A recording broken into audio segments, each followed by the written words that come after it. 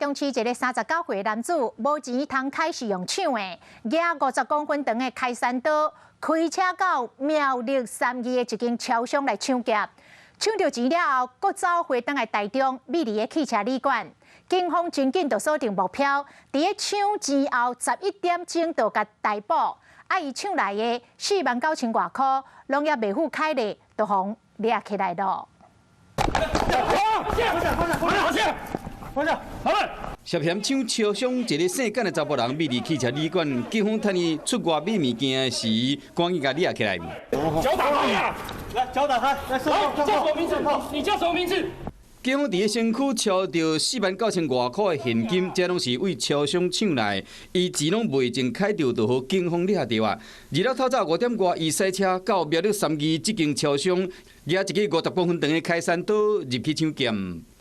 将车辆前后车牌以口罩遮蔽，持50公分长的开山刀进入超商强盗财物，立即返回台中，并搭乘计程车至汽车旅馆躲藏。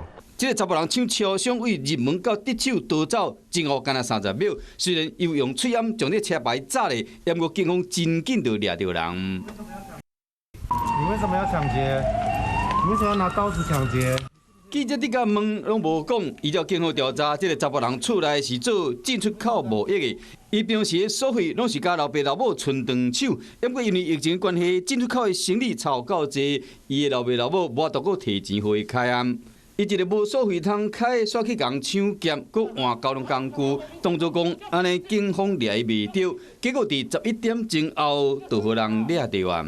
有事没事赶紧转开华视，还没有订阅华视的 YouTube 频道吗？赶紧按赞、订阅、开启小铃铛，我们华视 YouTube 见。